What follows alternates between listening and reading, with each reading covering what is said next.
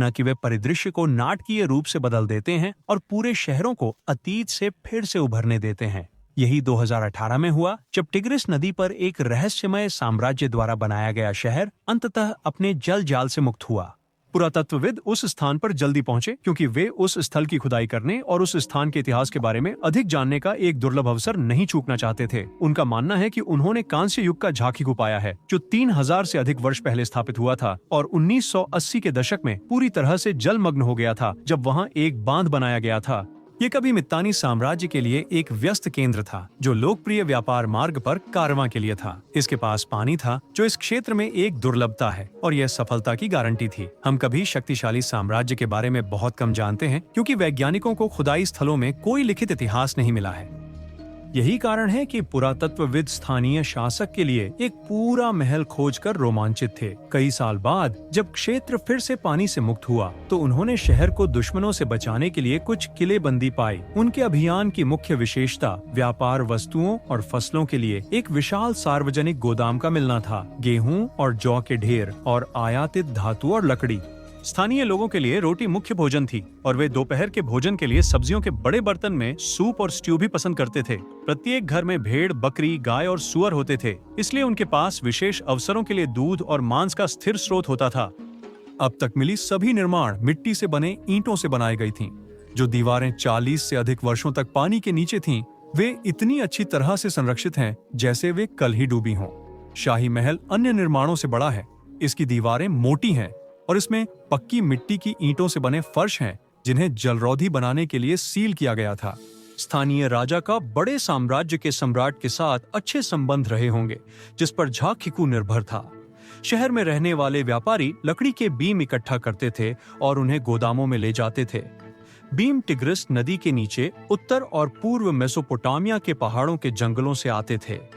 व्यापारी यहाँ अपने सामान बेचने आए और फिर सीमा क्षेत्रों की ओर जाने के लिए टिग्रिस को पार कर गए। झाकीकू लगभग 6 शताब्दियों तक वाणिज्य का एक केंद्र के रूप में फल फूल रहा था, जब तक कि 1350 में एक बड़े भूकंप ने इसे प्रभावित नहीं किया। पुरातत्वविदों ने भूकंप के तुरंत बाद बनाए गए 100 से अधिक मिट्टी की गोलियों को रखने वाले 5 सिरेमिक बर्तन पाए।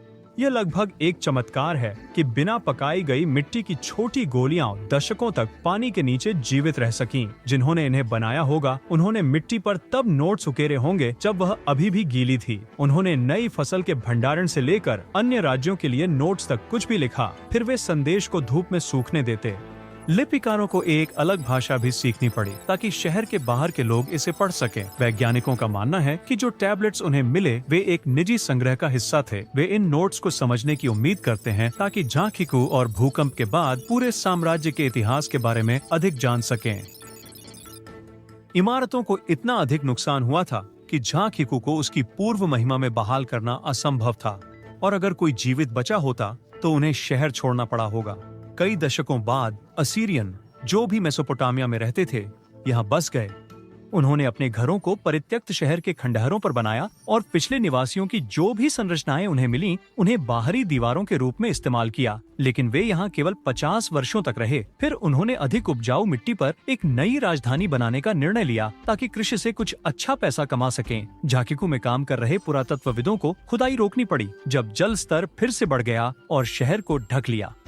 उन्होंने खंडहरों को कसकर फिट होने वाली प्लास्टिक शीट्स में सील कर दिया और ऊपर पत्थर और बजरी डाल दी। उन्हें उम्मीद है कि यह अमूल्य स्थल को जल क्षरण से बचाने और इसे फिर से गायब होने से रोकने में मदद करेगा। वे समझते हैं कि इस क्षेत्र के लिए बांध का पानी कितना महत्वपूर्ण है, लेकिन अगर यह फिर से घटता है तो वे कहते हैं कि वे निश्चित रूप से खुदाई जारी रखेंगे। आज के चीन के टकलामकान रेगिस्तान में लगभग 1600 साल पहले एक व्यस्त समुदाय था। यह न्या नदी के किनारे बसा था, जो रेगिस्तान के बीच से मीलों तक बहती थी और पहाड़ों में पिघलती बर्फ से इसका पानी मिलता था। 3 वर्षों के काम के बाद पुरातत्वविदों और वैज्ञानिकों ने रेगिस्तान में 8 कब्रों की खुदाई करने में सफलता प्राप्त की। रेगिस्तान की गर्मी के कारण उनके अंदर के कपड़े और कलाकृतियां लगभग नई जैसी थीं। जिन्होंने उन्हें पहना होगा वे प्राचीन शहर निया में रहते होंगे। निया कभी रेशम मार्ग व्यापार मार्ग के केंद्र में एक समृद्ध राज्य का हिस्सा था और इसकी जनसंख्या 3000 से अधिक थी। फिर रेगिस्तान की रेत ने बगावत की और पूरे शहर को निगल लिया। पुरातत्वविदों ने केवल 20वीं सदी की शुरुआत में निया के खंडहर पाए।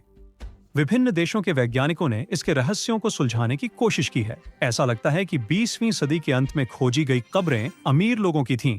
उनके अंदर कुछ महंगे सामान थे, एक तरकश और धनुष, धातु के तीरों के सिरे, सोने की बालियां और कांच की मोतियों की माला, एक कंघी, मेकअप और सिलाई किट के साथ एक लाह का डिब्बा एक कब्र में था।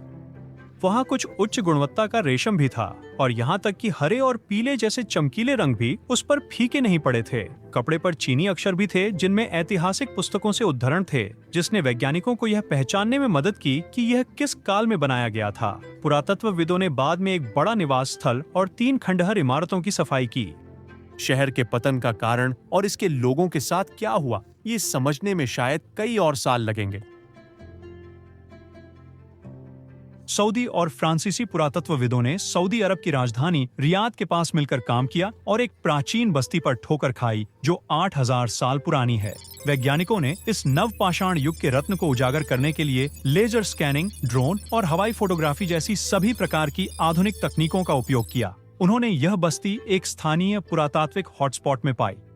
उनके द्वारा खोजे गए खजानों में एक पत्थर का मंदिर, वेदी के अवशेष और 2000 से अधिक कब्रें शामिल थीं। ये सभी खोजें हमें प्राचीन प्रथाओं और अनुष्ठानों के बारे में बताती हैं। टीम ने 4 विशाल इमारतों की नींव, कोने के टावर और खुले आंगन भी पाए, जिनमें कृषि उपयोग के लिए पानी संग्रहित करने के लिए भूमिगत जलाशय थे।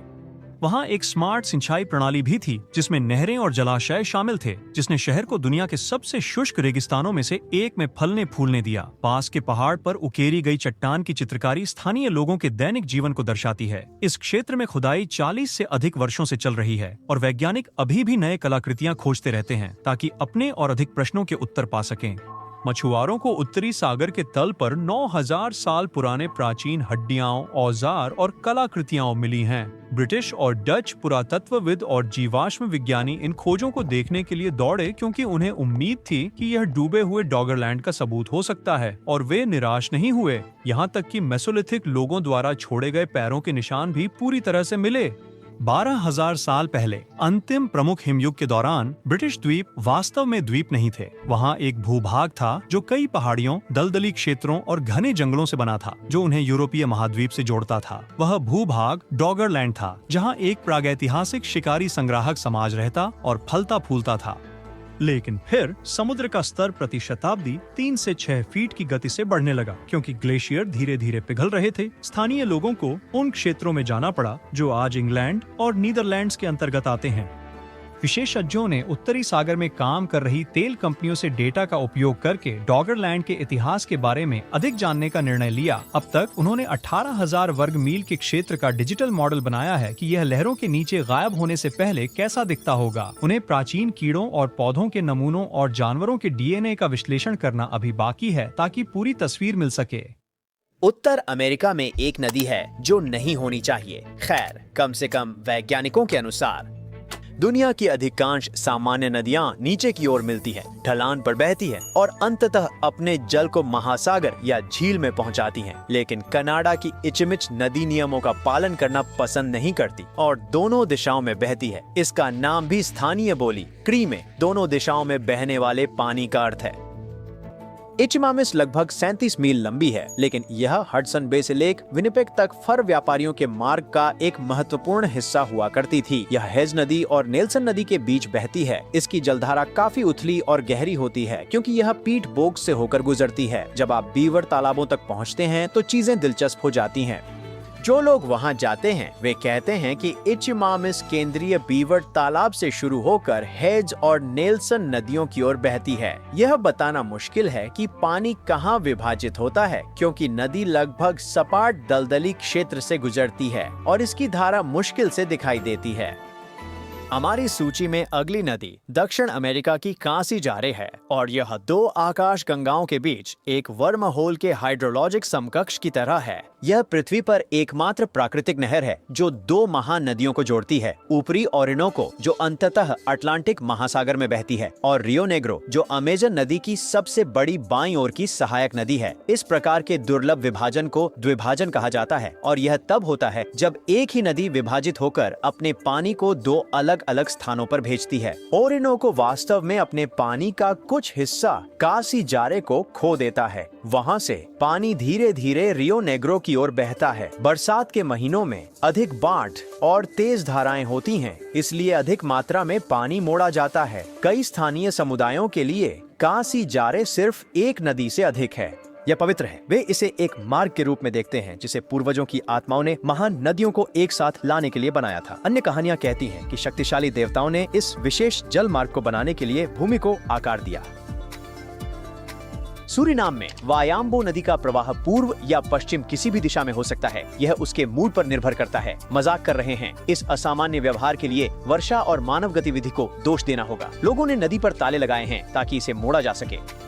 उदाहरण के लिए एक लॉक चावल किसानों को पर्याप्त पानी प्राप्त करने में मदद करने के लिए है। नदी में कम से कम 3 विभाजन बिंदु हैं। वायाम्बो को नियंत्रित करना और यह अनुमान लगाना मुश्किल है कि प्रदूषक नदी के किन किन हिस्सों में फैलेंगे। यह सोने की खदान और तेल उत्पादन स्थलों के पास है, इसलिए यह एक वास्तविक समस्या है। यदि आपने कभी एक साथ 2 महासागरों का पानी पीने की इच्छा की है तो वायोमिंग में नॉर्थ टू ओशन क्रीक वह जगह है जहां आपको जाना चाहिए। यह टेटन रेंज में ऊंचाई पर शुरू होता है और बाद में 2 शाखाओं में बंट जाता है। पैसिफिक क्रीक बड़े स्नेक नदी में मिलती है जो कोलंबिया नदी के साथ मिलकर अंततः प्रशांत महासागर तक पहुंचती है। अटलांटिक क्रीक पूर्व की ओर बहती है और येलोस्टोन, मिसौरी और मिसिसिपी नदियों में मिलती है और अंततः मैक्सिको की खाड़ी में खाली हो जाती है। यदि आप नक्शे पर दोनों क्रीक के जल क्षेत्रों को जोड़ते हैं तो आपको ओरेगन और लुइसियाना के बीच एक नीली रेखा मिलेगी। 2 महासागरों के बीच नॉर्थ वेस्ट पैसेज की खोज करने वाले खोजकर्ता कभी नहीं जानते थे कि वे इस क्रीक का उपयोग कर सकते थे। उन्हें बस बहुत छोटी नावों की आवश्यकता होती। कुछ वैज्ञानिकों का मानना है कि कटक थ्रोट ट्राउट इस मार्ग के बारे में लोगों से बहुत पहले जानते थे। उन्होंने संभवतः इस क्रीक का उपयोग करके स्नेक नदी से येलोस्टोन नदी तक प्रवास किया। हमारी सूची में अगला तारा शक्तिशाली मिसिसिपी को अपने कब्जे में ले सकता है। लगभग 12,000 साल पहले मिसिसिपी रेड नदी के बेसिन की ओर बहने लगी। मिसिसिपी अपने मूल मार्ग पर बनी रही और पुरानी रेड नदी के मार्ग का पानी अब जिसे हम अटचाफलाया नदी कहते हैं बन गया। यह लगभग 30 मील तक लकड़ियों से भरा हुआ था और नौवहन के लिए उपयुक्त नहीं था। 19वीं सदी के मध्य तक यूरोपीय बसने वालों ने लकड़ी के जाम को साफ कर दिया, लेकिन पानी का प्रवाह इतना बदल गया कि यह निचले मिसिसिपी नदी को प्रभावित कर सकता था। इसलिए लोगों ने नदियों के बीच पानी के प्रवाह को नियंत्रित करने के लिए विभाजन पर विशेष संरचनाएं बनाई। कभी कभी मिसिसिपी का आधा पानी अटचाफलाया में खींचा जा सकता है। आप इस विशाल मात्रा में पानी को उपग्रह तस्वीरों में भी देख सकते हैं। डिजिटल ऊंचाई के नक्शे और कंप्यूटर मॉडल भी दिखाते हैं कि नदियां कैसे विभाजित होती हैं। अगर वे नियंत्रण प्रणाली नहीं होती तो अटचाफलाया शायद कब्जा कर लेता और मिसिसिपी के अधिकांश पानी को चुरा लेता। न्यू ऑर्लियंस अपने ताजे पानी के मुख्य स्रोत को खो सकता है और मिसिसिपी के साथ शिपिंग को बड़ा झटका लगेगा। दक्षिणी अर्जेंटीना में अरोयो पार्टिडो, जिसका स्पेनिश में अर्थ है विभाजित धारा, भी अपने जल को एक साथ 2 महासागरों तक ले जाता है। यह एंडीज पर्वतों में ऊंचाई पर शुरू होता है और पेड़ों से ढके खड़ी जंगल से होकर गुजरता है। जब यह घाटी से बाहर आता है तो यह एक चौड़े क्षेत्र में प्रवेश करता है जहां एक बड़ा चट्टानी उभार धारा के बीच में बैठा है और इसे 2 भागों में विभाजित करता है। धारा का एक हिस्सा बायां दक्षिण की ओर मुड़ता है और अंततः अटलांटिक महासागर तक पहुंचता है। दूसरी तरफ उत्तर की ओर मुड़ती है और प्रशांत महासागर में बहती है। ये काफी अनोखा है क्योंकि विभाजन एक समतल निचले क्षेत्र में नहीं बल्कि एक पहाड़ी काठी में होता है। यह 2 पहाड़ों की चोटियों के बीच एक तरह की डिप की तरह है। हालांकि आपको अधिकांश नक्शों पर अरोयो पार्टिडो के बारे में ज्यादा जानकारी नहीं मिलेगी। इसका एक कारण यह है कि इस क्षेत्र का अच्छी तरह से नक्शा 19वीं सदी के अंत तक नहीं बनाया गया था और दूसरा कारण यह है कि यह धारा छोटी है और इसके चारों ओर कई बड़ी नदियां और झीलें हैं जो आमतौर पर सारा ध्यान आकर्षित करती हैं। इसके अलावा इस धारा के लिए अभी तक कोई सार्वजनिक जल प्रवाह मॉडल उपलब्ध नहीं है। फिर भी लोगों ने हवाई छवियों और यात्रियों द्वारा ली गई तस्वीरों का उपयोग करके विभाजन की पुष्टि की है। एक डिजिटल ऊंचाई मॉडल भी दिखाता है कि यदि आप उस क्षेत्र में पानी डालते हैं जहां इसे विभाजित होना चाहिए तो यह स्वाभाविक रूप से दोनों दिशाओं में बहेगा। डिवाइड क्रीक कनाडा में ब्रिटिश कोलंबिया और अल्बर्टा के बीच की सीमा पर स्थित है। यह धारा एक पहाड़ से नीचे बहती है और किकिंग हॉर्स पास नामक काठी के आकार के क्षेत्र में पहुंचती है, जहां यह दो भागों में विभाजित हो जाती है। ऐसा समिट लेक के कारण होता है, जो कॉन्टिनेंटल डिवाइड के ठीक पश्चिम में स्थित है। बहुत समय पहले समिट लेक बहुत बड़ा था और संभवतः पूरे पास में फैला हुआ था। संभवतः उस समय भी धारा को विभाजित कर रहा था, लेकिन समय के साथ झील छोटी हो गई और अब केवल पश्चिमी तरफ मौजूद है। इसने पास के सबसे ऊंचे बिंदु पर एक दलदली आर्द्र भूमि छोड़ दी। अरोयो पार्टिडो की तरह डिवाइड क्रीक कई पुराने नक्शों पर नहीं दिखाई देता था। यह छोटा है और क्षेत्र घने जंगल से ढका हुआ है, इसलिए हवाई तस्वीरें भी धारा के विभाजन को स्पष्ट रूप से नहीं दिखाती हैं। आज हमारे पास सबसे अच्छा प्रमाण योहो नेशनल पार्क से आता है, जहां एक मार्कर विभाजन की व्याख्या करता है। यह एक हाइकिंग ट्रेल के साथ रखा गया है और यदि आप रोमांच के लिए तैयार हैं, तो आप एक छोटा साइड पथ ले सकते हैं जो सीधे उस स्थान तक ले जाता है जहां डिवाइड क्रीक विभाजित होता है। अब बदलाव के लिए एक झील के बारे में क्या ख्याल है? वॉलास्टन झील सस्केचेवान कनाडा के दूर उत्तर पश्चिम कोने में छिपी हुई है। इसके बारे में सबसे दिलचस्प बात यह है कि यह भी दो भागों में बढ़ती है।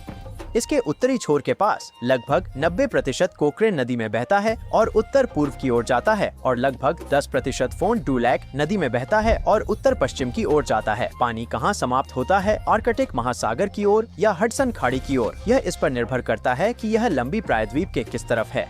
नक्शे और मॉडल दिखाते हैं कि प्रायद्वीप के दोनों किनारों के बीच अभी भी कुछ पानी बह सकता है, इसीलिए तकनीकी रूप से यह एक पूर्ण विभाजन नहीं है, लेकिन यह अभी भी आसपास की सबसे आकर्षक प्राकृतिक विशेषताओं में से एक है। प्रायद्वीप स्वयं धीरे धीरे कटाव हो रहा है और अंततः यह गायब हो सकता है, लेकिन भूवैज्ञानिक कहते हैं कि झील के वाय आकार के लेआउट के कारण पानी दोनों नदी प्रणालियों में विभाजित होता रहेगा, चाहे कुछ भी हो। यहाँ तक कि यूरोपीय खोजकर्ताओं के आने से बहुत पहले स्थानीय लोग पहले से ही जानते थे कि वॉलास्टन झील कितनी विशेष थी। वे इसे लेक मैनिटू कहते थे, जिसका अर्थ है आत्मा। उनका मानना था कि झील में अलौकिक शक्तियाँ थीं, क्योंकि यह दो प्रमुख जल विभाजकों के शीर्ष पर स्थित थी।